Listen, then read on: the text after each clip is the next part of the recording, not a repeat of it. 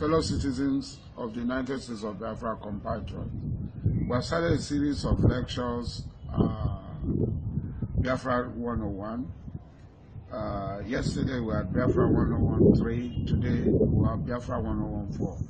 We are going to concentrate in examining the judicial structure of the United States of Biafra and our federating units. The administration of law is a foundation on which any genuine and striving democracy lies. And that is why in most countries, in most countries where democracy is practiced, the rule of law and the due process are the main ingredients of the guarantee of freedom and sustenance of that particular country. Just recently, the Supreme Court of India ruled on the law or on the protection of privacy of citizens of India. So, what will be the structure of the judiciary of the United States of Biafra? We are going to concern ourselves primarily with the structure of the courts at the center. Biafra will have a capital city. The original capital of Biafra was Enugu. Some of the members of our struggle, especially Nnamdi Kanu-led IPOB, had proposed transferring capital from Enugu to Port Harcourt. At our levels, we had agreed that the capital should remain at Enugu, but all representatives of the Biafran movement, liberation movement, will come together and agree that Biafra, the capital of Biafra, should either be Enugu or Port Harcourt or any other place, because the capital of Biafra moved and finally it was at Moya at the end of that phase of the struggle for the independence of Biafra. Now, at the level of the central government, the judiciary will be made up of several courts. There will be the magistrate courts, there will be the high courts, there will be the appeal court, and there will be the Supreme Court. At the capital city will be declared a confederal city, and everybody will be an indigent of that city. Whether it is Enugu or it is Port Harcourt, everybody will be an indigent. There will be no discrimination at the capital city. So they will have these various layers of court, and that city will be independent of any of the confederating units.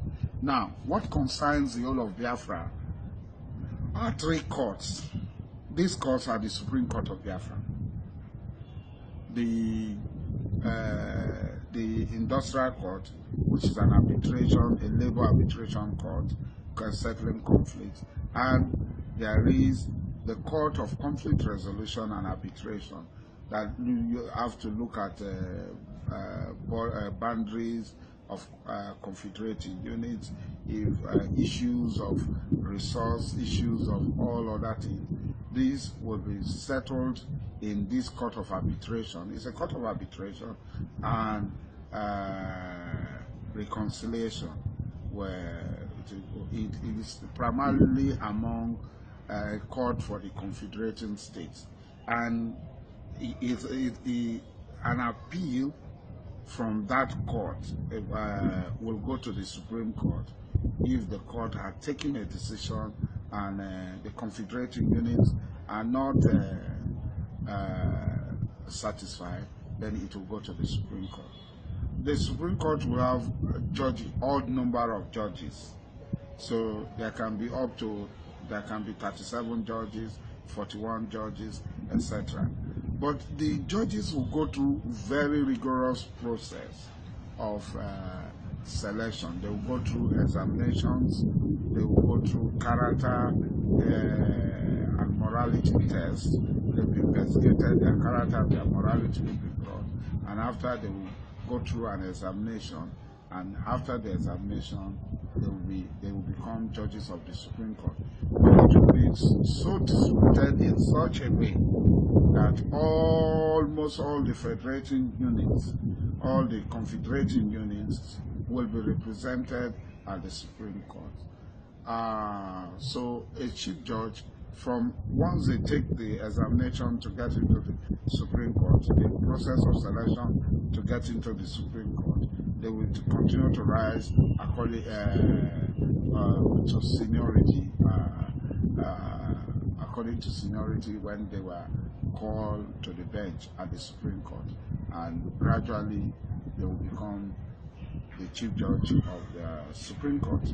And the Supreme Court will adjudicate on matters that are on appeal from the federating units. These individuals, government and individual, the matters will be appealed. So if a particular federating unit, let us say Owerri is a federating unit, if that particular confederating unit, there is a litigation, and the litigants are not satisfied with the judgment of, it can be the appeal court or the Supreme Court of Owerri, they will appeal to the Supreme Court of United States of Biafra at the confederal capital, and then a decision will be taken, and the decision is final and is binding, and that is it. So the choice of judicial officers, employment, the people that will work, and justice will be dispensed in such a way in Biafra that people will get justice in a twinkling of an eye.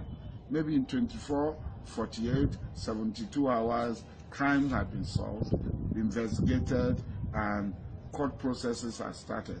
No person will be detained. No person will be detained for more than 48 hours without being taken to court. If somebody is arrested on Friday and is taken into police custody anywhere, such a person will not be put, no matter the crime he commits, he can be put in an open detention, but will not be put. The prison system will be so reformed that prisons will be like the prisons of anywhere. Prisons that are clean, prisons that are conducive, prisons that are reformatory. Prisons are not places to make people become hardened criminals. Prisons are not places of punishment, but prisons, because with enough punishment that you are confined, you are not going to do your business, earning income is enough than to put them. Prisons will be the best of place for people to stay, get reform, get education. So the prison system will be such, will be organized in such a way that somebody in prison will be able to go to school. Somebody in prison will be able to aspire for all other things that he is supposed to aspire to, but it is not going to be making him more hardened criminal, making him look coming out was prison will reform you to get integrated into society. So justice will be the cornerstone of the Biafran state. Justice will be the cornerstone of the Biafran state. The very foundation of Biafra will be based on justice, and that will be what we stand for, and that is what we are going to do. And I believe that we have to learn from the mistakes of other states around us and know that, like I said, in 101 Talk 3 yesterday, that Singapore was expelled from the Malaysian Federation, and Singapore became the wonder state of the world. But with the potential that we have in Biafra, Biafra will surpass Singapore in no time. And then people saying that we're going to be like Southern Sudan, and I like, we're not going to be like Southern Sudan. Biafra is going to surpass Singapore. Biafra is going to surpass the Asian tiger. Biafra is going to surpass any other state that is here, because we have the wherewithal. Look at it this year. Virtually all the states that were in Nigeria, all the states that were in the front index, the most higher index of the wire grades, were Biafran states. Bayelsa was 5th, Rivers State, all others, etc., etc. So I believe that, brothers and sisters, Biafra is the only hope of the black man, the pride of the black man, and our judiciary will be the last hope of everybody, not just the common man, the last hope of everybody. When you say the last hope of the common man, it's not the common man. Everybody will have the same access to justice, the same access to justice. Nobody, whether you are rich or you are poor, the law that is applicable to the rich will also be the law that is applicable to the poor, and there will be no discrimination before the law.